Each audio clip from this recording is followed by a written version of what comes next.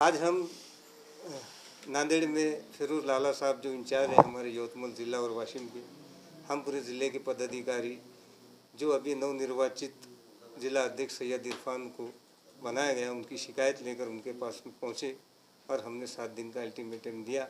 अगर 7 दिन के अंदर में उनके ऊपर कोई कार्रवाई नहीं होती तो ज़िला सदर ने जो किए हुए कारनामे हैं वो हम 7 दिन के बाद में आप तमाम लोगों के ज़रिए हमारे आला कमान तक हम पहुँचाएंगे। आज हम उमरखेड़ से और यवतमाल ज़िले से तमाम जिम्मेदारान फिरोज लाला के ऑफिस पर आए थे। कुछ दिनों पहले एमआईएम पार्टी के अंदर में निलंबन की कार्रवाई हुई, जिसमें से मैं गढ़ नेता माजी नगर सेवक जलील कुरैशी और मेरे साथ में तालुका अध्यक्ष एजाज जनाब और कार्यकारी तालुका अध्यक्ष यूथ अहमद पटेल, इनके ऊपर निलंबन की कार्रवाई हुई। ये कार्रवाई इसलिए हुई क्योंकि तकरीबन 1 महीना पहले उमरखेड़ शहर से ज़िला सदर यवतमाल के लिए मुंतखब किए गए सैयद इरफान ने हम पर जानबूझकर एक तरफा कार्रवाई की और हम उसकी शिकायत लेकर पूरे यवतमाल ज़िले के तमाम पार्टी के अहदेदारान एक अल्टीमेटम लेकर फिरोज लाला साहब को दिए और उसकी कॉपी इम्तियाज़ जलील साहब, डॉक्टर गफ़ार कादरी साहब कार्यकारी अध्यक्ष, सैयद मोइन साहब ऑब्जर्वर यवतमाल ज़िला और शाहिद भाई रंगूनवाला विदर्भ अध्यक्ष, हमने एक एक कॉपी उनको भी बाय पोस्ट बाय मेल हमने कर दी है। और हमने उस अल्टीमेटम में 7 दिन का ये अल्टीमेटम दिया कि ज़िला सदर को तत्काल निलंबित करना चाहिए। अगर 7 दिन के अंदर में निलंबन की कार्रवाई नहीं हुई तो यवतमाल के तमाम जिम्मेदार शहर अध्यक्ष, तालुका अध्यक्ष और ज़िला सदर, ये सब के सब 7 दिन के अंदर ये कार्रवाई नहीं हुई तो वो अपना राजीनामा देंगे और आप सभी के सामने एक बड़ी प्रेस कॉन्फ्रेंस लेके सब भांडाफोड़ करेंगे जो यवतमाल के ज़िला सदर ने किस किस से मिलकर साठगांठ की और कैसे आर्थिक व्यवहार किए, हम उसका पूरा खुलासा आप तमाम लोगों के पास करेंगे। लेकिन फिरोज लाला और अब्दुल मजीद बशीर को हमने कई बार तकरार तुंडी वो लेखी देने के बाद में भी अब तक कोई कार्रवाई नहीं की गई। इस वजह से हम ये प्रेस कॉन्फ्रेंस लेके और उनको राइटिंग में देकर हम 7 दिन का अल्टीमेटम दिए हैं।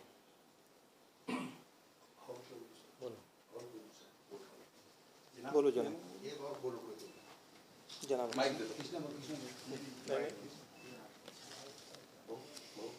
हाँ बोलेंगे, मराठी मध्ये बोलेगा।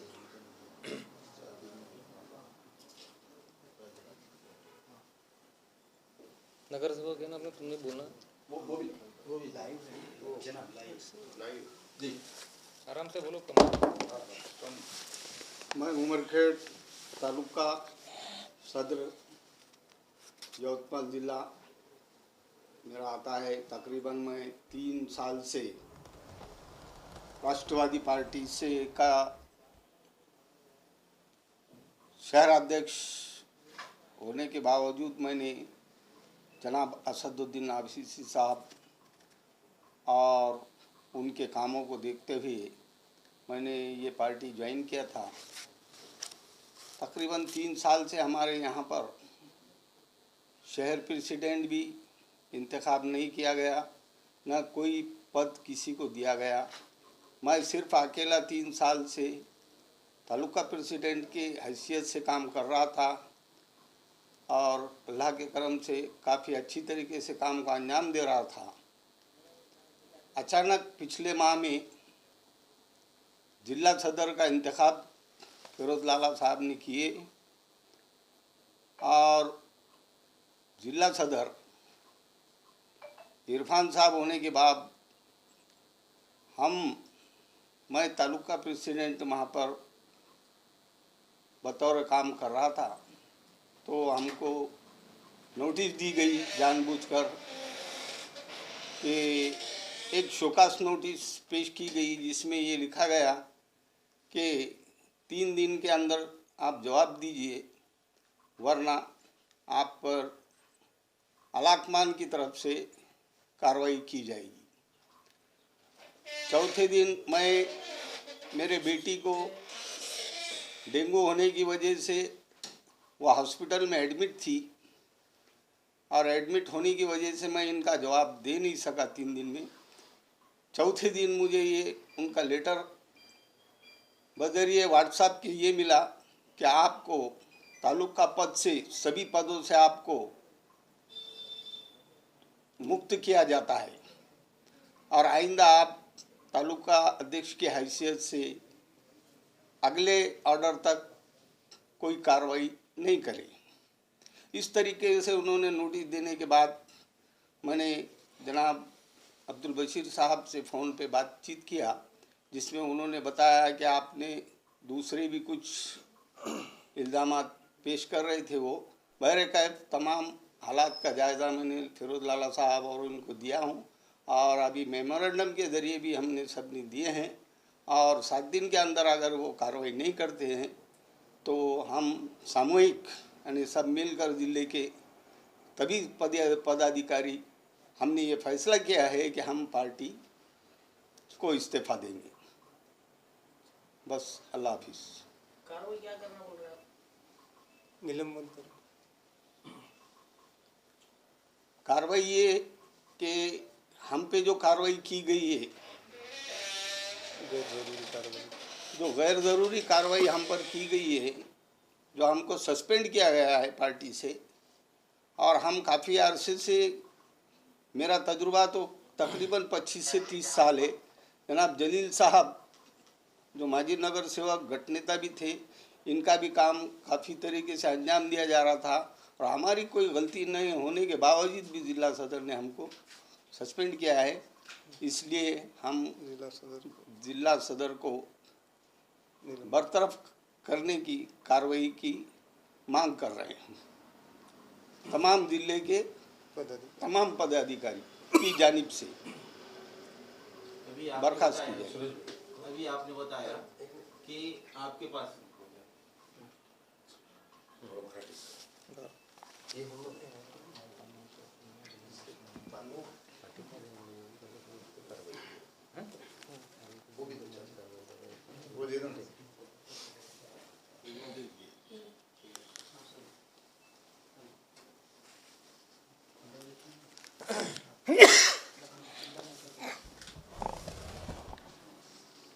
अभी रुके हुआ है ना सर?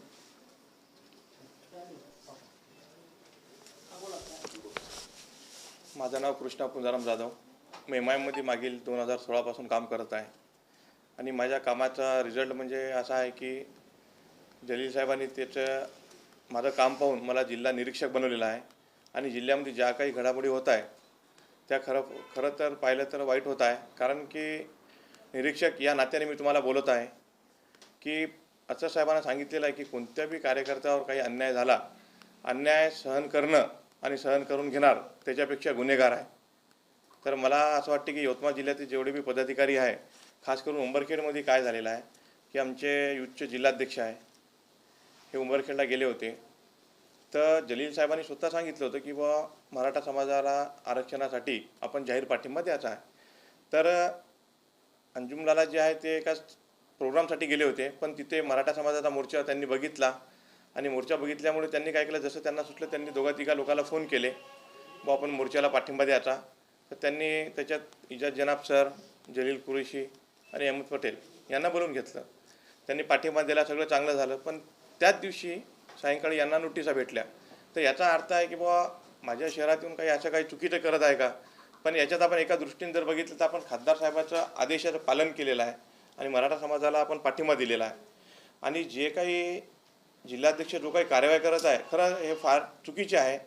असे व्हायला नाही पाहिजे. कारण आपण असं साहेबाकडे पाहून, खासदार इम्तियाज साहेबाकडे पाहून आपण पक्षाचं काम करत आहे. आणि MIM म्हणजे काही फक्त मुस्लिमाची पार्टी नाही, हे बहुजनाची पार्टी आहे, सगळ्या समाजाला घेऊन चालणारी पार्टी आहे. तर माझ्या मते असं आहे की हे फक्त आम्ही काही राजीनामे देणं म्हणजे असं हे नाही आहे. कारण की मला सर्व कार्यकर्ते माझ्यासाठी सगळे समान आहे, मला सगळे सारखेच आहे. आम्ही फक्त पदाचा राजीनामा म्हटलेला आहे, इथं पक्षाचा नाही. हे एक पॉईंट तुम्ही करून घ्या. आता कसं असते, आम्ही तुम्हाला बोलायलो मग त्याच्यात ते हेडलाईन तुम्ही अशी नाही झाली पाहिजे बा पक्षाचा बी राजीनामा द्याले. फक्त पदाचा ह्याच्यात उल्लेख केलेला आहे. आणि आज निवेदन पण दिलेलं आहे फिरोज लाला यांना की बुवा आम्ही 7 दिवसाचा अल्टिमेट तुम्हाला दिलेला आहे, जिल्हाध्यक्ष हटवा आणि जे काही यांच्यावर कारवाई झाली यांना डबल याच्यानुसार यांना आहे का जलील कुरेशीवर आपण जर बघितलं तर मला पण असं वाटते की माझ्यापेक्षा हे अजून 10 वर्ष पहिलेपासून काम करत आहे, 15 वर्ष 20 वर्षापासून, तर त्यांच्यावरही कारवाई व्हायला नाही पाहिजे होती, पण झाली. ते बी आपण वरिष्ठांच्या काही आपण काही चुका केल्या असेल, पण काढून टाकणं हे चुकीचं आहे. तर त्यांच्यावर जो अन्याय झाला तो पण एक बेकायदेशीर आहे. अजय जनाबवर जे आहे यांच्या जर सिनियरिटी जर बघितली आपण तर यांच्यावर पण दंडात्मक कार्यवाही झालेली आहे, अहमद पटेलवर पण झालेली आहे. तर या गोष्टी आपण कुठेतरी थांबल्या पाहिजे. आणि कसं आपण इथं नेहमी वारंवार इथं नांदेडला येऊन आपण सांगत आहोत, नांदेडला येण्याचं कारण आमचं असं आहे की आम्ही विदर्भातले, यवतमाळ जिल्हा आला हा विदर्भामध्ये, पण आम्ही इथं नांदेडला तुम्ही विचार करता असाल विदर्भाचे लोक पण नांदेडला कसे काय आले. आमचे हे 2 जिल्हे जे आहे वाशिम आणि यवतमाळ, हे दोन्ही जिल्हे आमचे फिरोजलाला इंचार्ज आहे. आणि विदर्भाध्यक्ष जर आपण बघितले तर शाहिद भाई रुंगणवाला आहे, हे नागपूरचे आहे. तर आम्हाला नागपूर जाणे बी शक्य नाही आणि 2 जिल्ह्याचे सुद्धा फिरोजलाला हे इंचार्ज असल्यामुळे आम्हाला इथे येणे सोपे जाते आणि म्हणून आम्ही जिथं आलेलो आहोत. तर आमची अशी आशा आहे की आम्ही जो काही निर्णय घेतला हे असं साहेबाचे जे म्हणणं आहे की अन्याय सहन करणं हे चुकीचं आहे, त्या पावलावर पाव ठेवून आम्ही इथं आलेलो आहोत. तर आम्ही वरिष्ठांकडून अशी अपेक्षा करतो की जे काही हे यवतमाळ जिल्ह्यामध्ये चाललेलं आहे हे थांबलं पाहिजे आणि कुठेतरी एक सुरळीत काम चालू झालं पाहिजे. कारण की आपण बघत आहे की लोक पहिलेच म्हणतात की हे BJPची बी टीम आहे, तर आपण त्यांना एक तोंड फुटून देण्यासारखं काम करत आहोत. जे काही उमरखेडमध्ये पत्रकार लोक लिहित आहे व MIमध्ये फूट पडली हे पडली, आम्ही उंबरखेडच्या सगळ्या लोकांना सांगू इच्छितो की आमच्यामध्ये कोणत्याही प्रकारची फूट नाही. आमचे जे काही आपसी मतभेद आहे ते लवकरात लवकर दूर होईल. आणि असं साहेब, खासदार इम्तियाज जलील साहेब, सय्यद मोईन साहेब हे सुद्धा याच्यावर बारीकाईने लक्ष देऊन हे जे काही झालेलं आहे याच्यावर लवकरात लवकर निर्णय घेतील. एवढे बोलून तुमच्यावर जी कारवाई करण्यात आलेली आहे ती कारवाई वरिष्ठाकडून करण्यात आलेली आहे, ते वरिष्ठ कोण? वरिष्ठ म्हणजे कसं आहे, जिल्हाध्यक्ष. तुमच्या जिल्हाध्यक्ष, यवतमाळ जिल्ह्याचे जिल्हाध्यक्ष. माझ्यावर नाही झाली कार्यवाही, माझे जे काही सहकार्यावर झालेली आहे, जिल्हाध्यक्षांनी केली. हा. आणि इकडे याचं कारण तुमचं नांदेडमध्ये ते मराठवाडा अध्यक्ष आहे दादा, त्यासाठी तुम्ही तिथे आले. आणि यामध्ये माजिद बशीरचं काय रोल आहे? माजिद बशीरचं रोल काय है यामध्ये? जैसा चीचा ने बोले कि उनका फोन आया था माजिद बशीर का, उन्होंने कुछ इल्जामात लगा रहे थे उनको, सेक्रेटरी है वो जी, तो उन्होंने आपको क्या इल्जामात लगाए आपके ऊपर? उन्होंने बताया है कि पार्टी के आलाकमान आए थे तब आप लोग हाजिर नहीं हुए, और उसके अलावा आपके जो जिलाध्यक्ष अन्युम लाला यूथ के, इन्होंने जनाब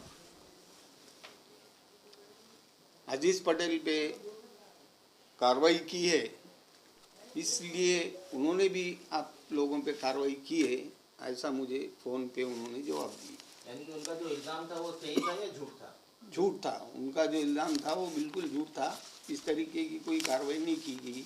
जिला अध्यक्ष ने जो भी बातें बताए यूथ के, उस पे सामने वाले ने अमल नहीं करने की वजह से, अजीज पटेल ने अमल बजावनी नहीं करने की वजह से उन्होंने उनको पद से खारिज कर दिए, और वो पद अहमद पटेल को जिला यूथ अध्यक्ष की तरफ से दिया गया, और अहमद पटेल अच्छी तरीके से उस काम का अंजाम दे रहे हैं उमरखेड शहर. तुम्ही आज लाला पशी आले होते, यानी काय कारवाई करता म्हणून आश्वासन दिले? लाला ने 7 दिन के अंदर मैं ज़रूर कार्रवाई करूंगा इस पर, ऐसा हमको भरपूर ठोस आश्वासन दिए. इसलिए हम लाला से भी और उसके बाद हम मोइन साहब से भी मुलाकात की, और मोइन साहब को भी निवेदन हमने दिए हैं, और हमें उम्मीद है कि अलाकमान पूरी तरह से सामने जिस तरीके से 7 दिन का पीरियड दिए हैं उस 7 दिन के अंदर ये कार्रवाई करेंगे. हम ऐसी उम्मीद रख के इन लोगों के पास आए हैं. अभी कितने लोगों ने जो आप पे कार्रवाई होने के बाद ऐसे कितने पदाधिकारी है, कितने कार्यकर्ता है जो आपके साथ और आपके ऊपर उन्होंने भी इस्तीफा? यवतमाल जिले के तमाम पदाधिकारी, यवतमाल जिले के जितने भी जिले में हमारी तालुका प्लेस, तालुका अध्यक्ष, शहराध्यक्ष और जो भी यूथ के प्रेसिडेंट और यूथ के पदाधिकारी तमाम ने ये फैसला लिया है कि 7 दिन के अंदर अगर ये हमको इंसाफ नहीं मिलता तो हम तमाम मिलकर हम सामूहिक राजीनामे देने के लिए तैयार। एक मिनट आपसे जरा आप बोला लो माइक।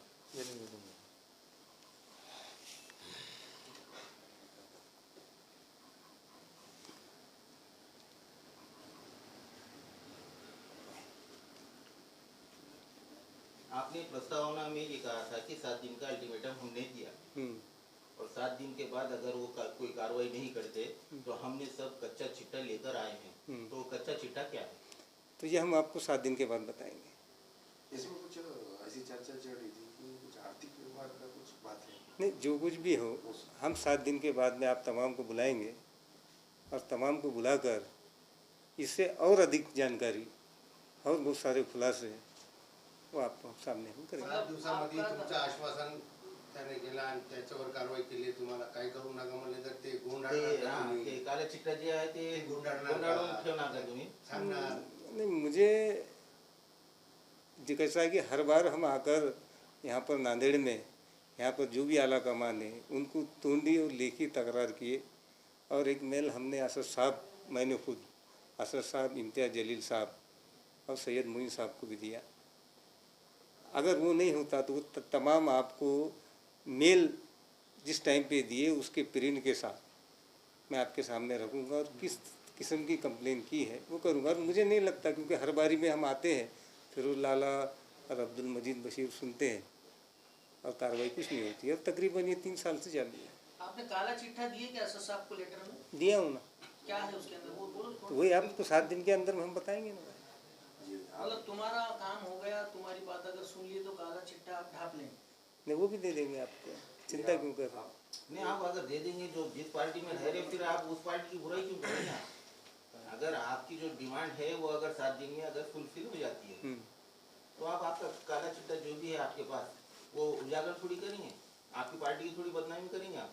नहीं, असल में यहाँ पर जो है ज़िला सदर जो है हमारे सैयद इरफान, उनके ऊपर में बहुत ज़्यादा कंप्लेन होने के बाद में भी वो लोग कार्रवाई नहीं कर रहे, जैसा कि फिरोज लाला साहब और आला कमान को इसका इल्म नहीं है।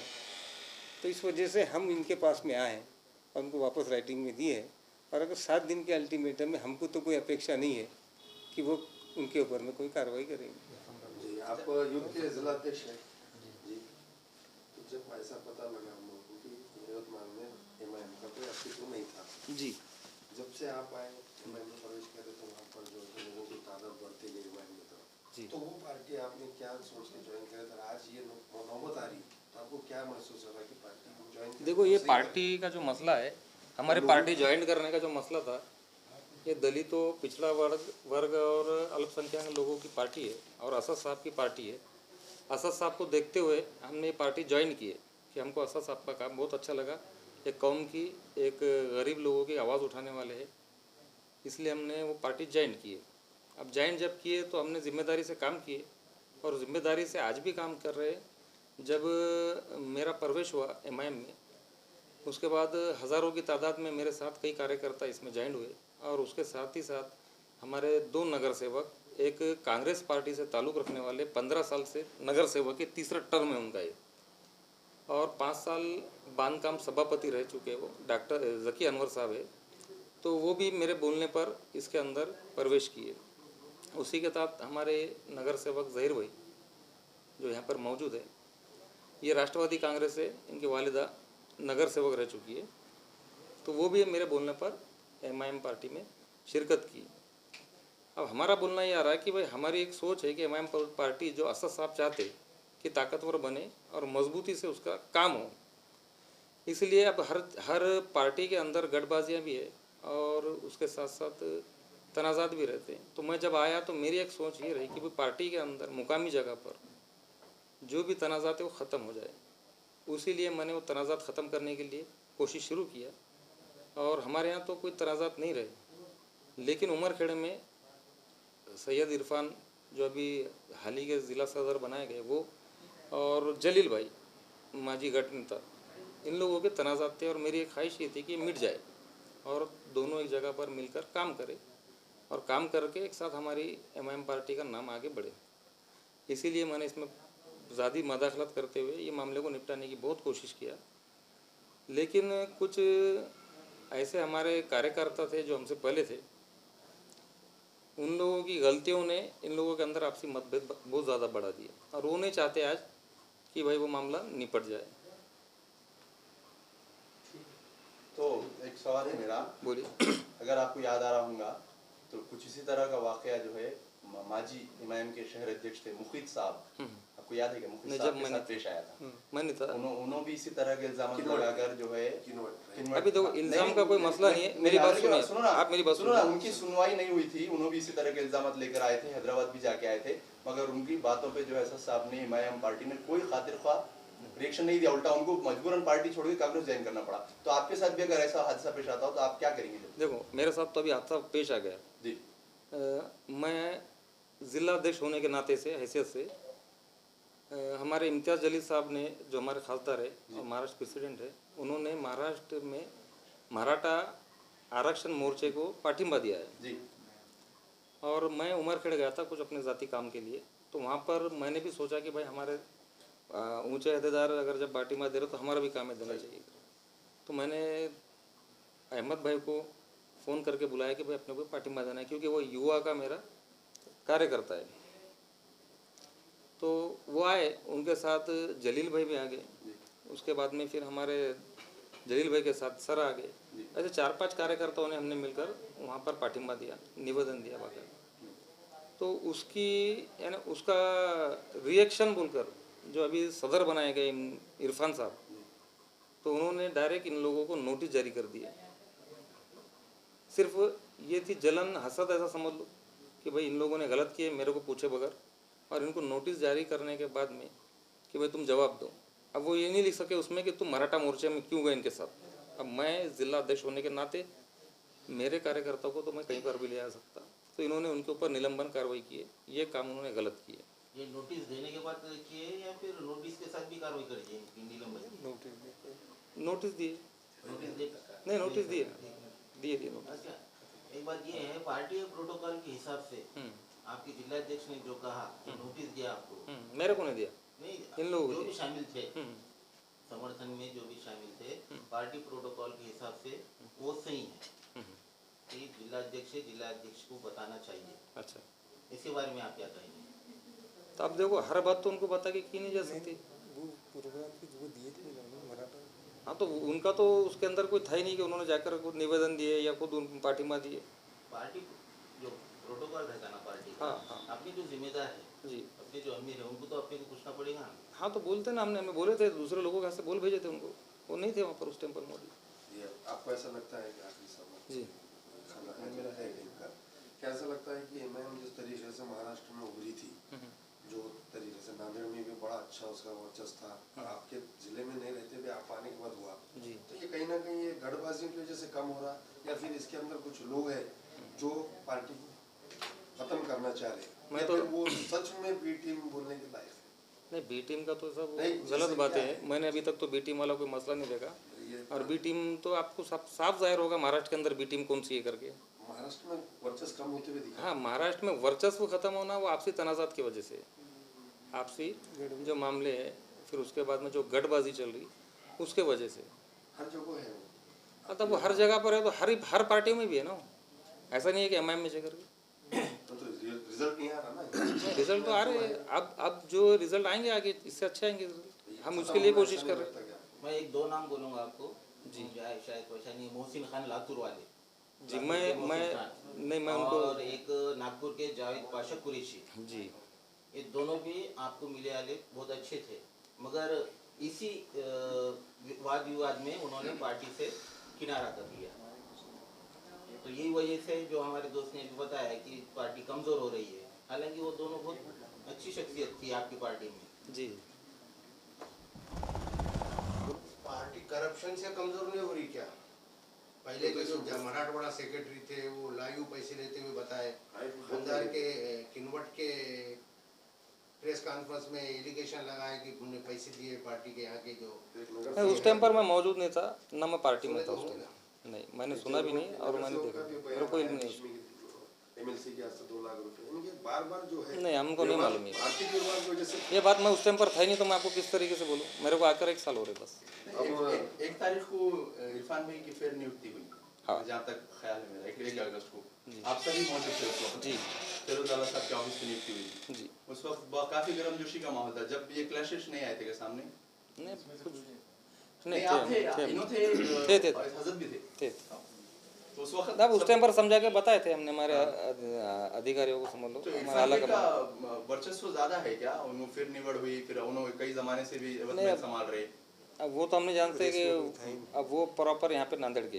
अच्छा, ऐसा बोलने में कोई हरकत नहीं। अच्छा, यहाँ से 20 साल हो गए उनको आकर।